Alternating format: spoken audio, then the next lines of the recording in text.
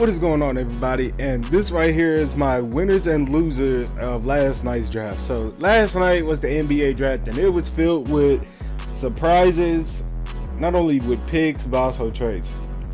So obviously, I think the biggest winner of the whole draft is the Minnesota Timberwolves, as they ended up finally doing the deal to get Jimmy Butler there. They tried it last year and they was close, but it was like they didn't know which pieces to give up.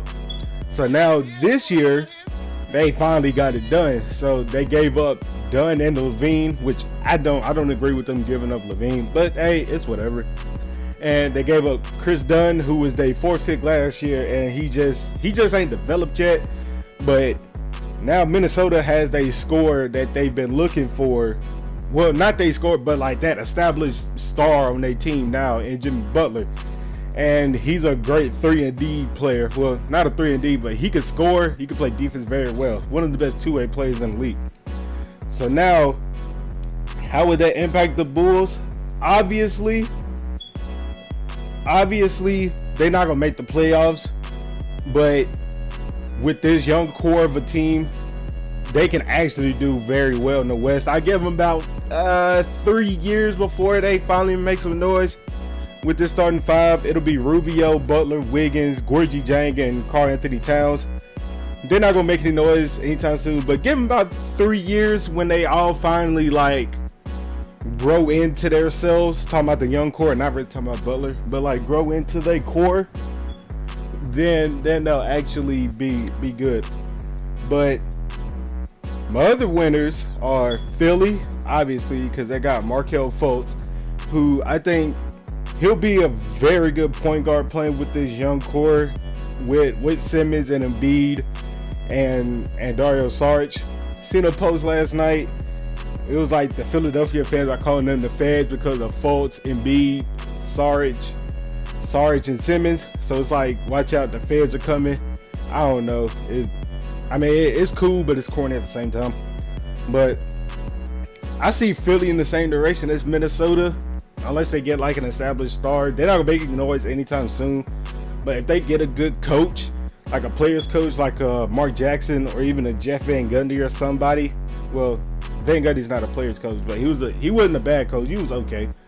But somebody who can mold this talent together, I think that could be a very, very good team within the next few years. I give them about 4 or 5 years before they actually start making some noise. My other winner is the Los Angeles Lakers. Obviously, took the hometown kid and Lonzo Ball, but I also think they got a very good steal in Josh Hart from Villanova. If you don't know who he is, look him up. He very good scorer and a knockdown shooter. Not only that, they got Kyle Kuzma out of Utah, who is kind of like a all-around player. Physical, blue collar work ethic and everything. And they got Thomas Bryant out of Indiana, seven footer who can rebound, play some very good defense. So their future, it's not looking so bad. Yeah, they gave up D'Angelo, which I didn't like that at all. But the only way I won't like it is if they don't get Paul George next summer, which I do think they're going to get Paul George. And if they do end up getting him, he'll be that established star that they need to not put him over the top, but now they can make some noise in the West.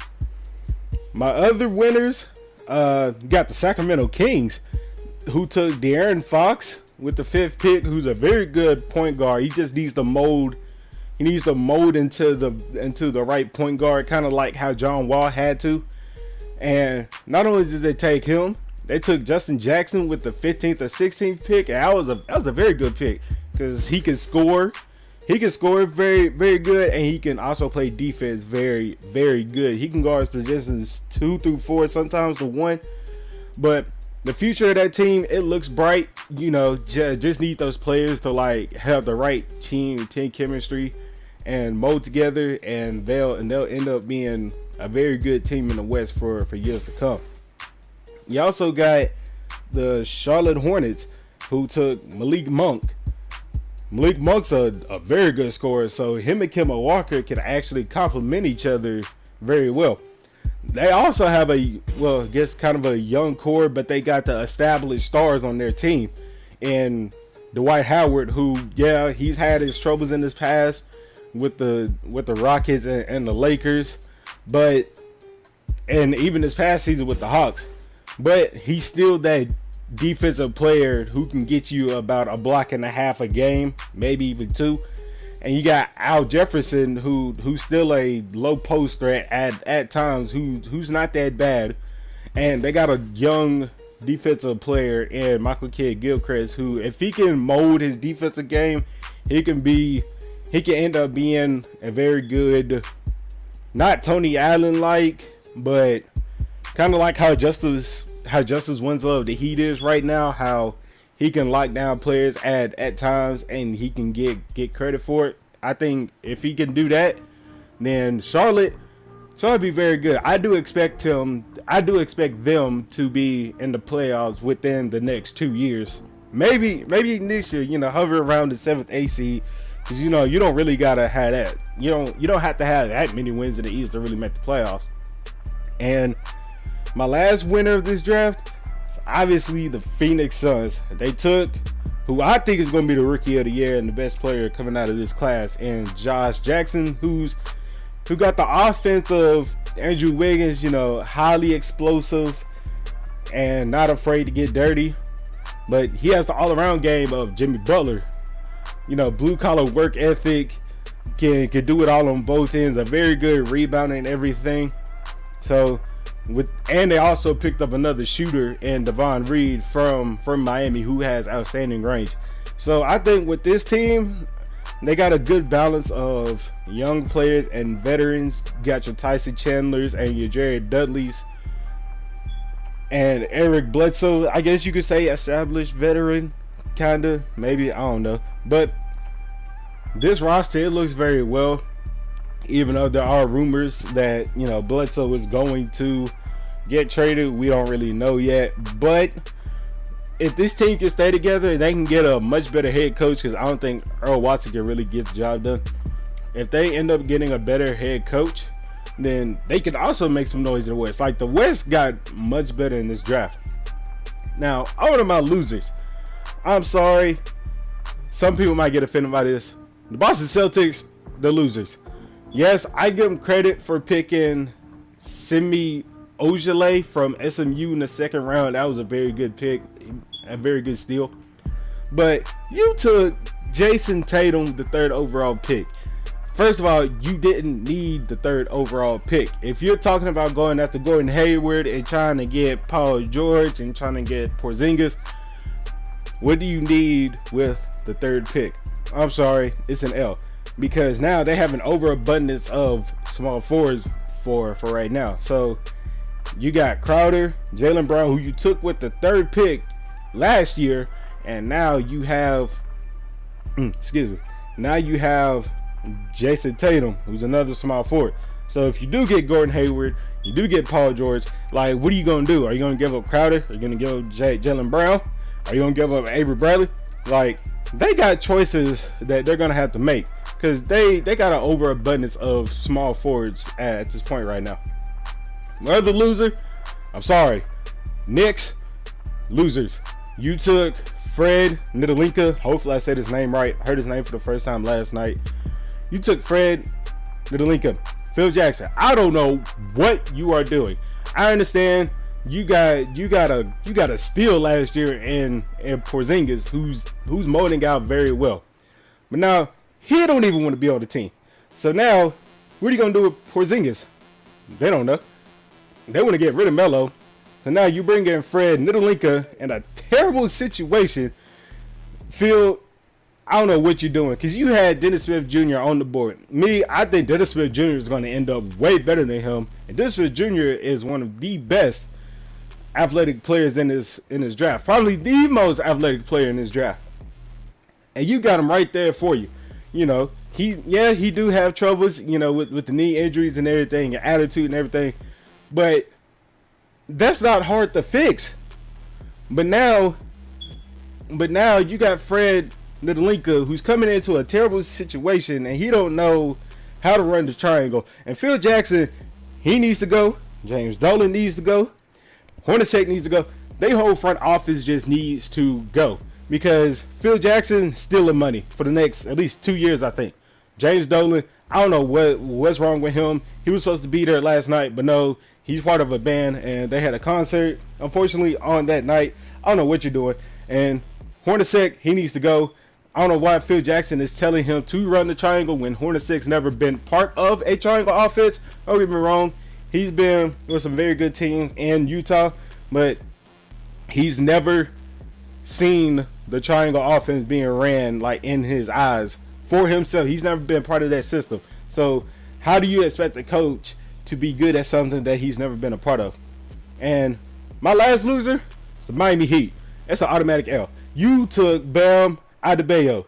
Don't get me wrong. Yes, he did average 13 points and 8 rebounds. I understand that. I give him credit for that.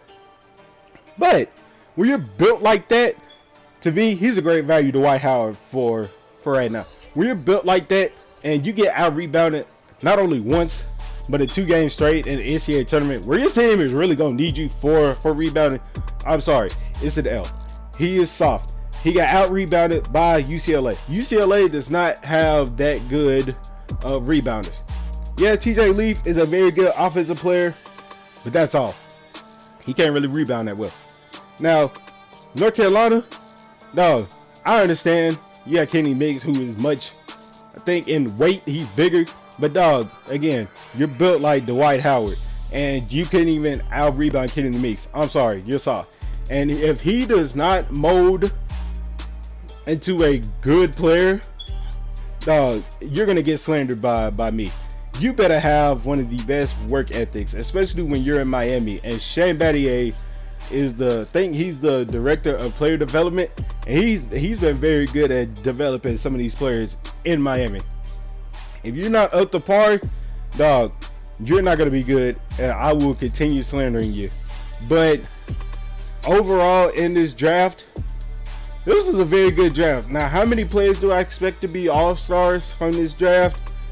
I don't know. Maybe 5 or 6. Oh, also, before I get into the draft class even more, another loser is the Bulls, because you gave up Jimmy Butler for 2 young players that you don't know how they're going to mold. Yeah, LaVine averaged 20 points, but he was also injured. So can he stay healthy? You got Chris Dunn, which you don't know how he's going to mold out.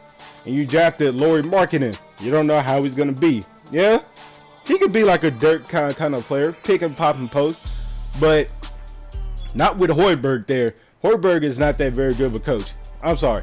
And my other loser is the Orlando Magic. Orlando Magic, you took Jonathan Isaac. I understand he has a high ceiling and he's the hometown kid and everything, but you took him over Dennis Smith and Malik Monk. Man, I'm sorry. That's an L. They could have had multiple players to help out, rebuild that whole franchise. No, you took a chance. You're taking a huge risk on Jonathan Isaac only because he's really tall, and I don't know who he compares to when I looked at him. I didn't look at him that much, but he's not.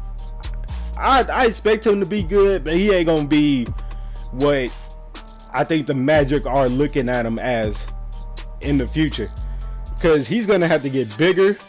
And he's going to have to develop his offense a lot. So, in this draft class, I do think it'll be multiple all-stars in this. I think Fultz, Ball, Tatum, Jackson, and De'Aaron Fox. I think those would be like the main 5 who will make multiple all-star teams. A lot of them will make an impact on their team out the gate. But like, comment, and subscribe on this video. Let me know who your winners and losers are. Let me know if I got anything wrong. Also, let me know who you have as Rookie of the Year for next year. I didn't put Simmons in only because he's not part of this class. But let me know what you think, and I will see y'all with a Minnesota Timberwolves Jimmy Butler rebuild.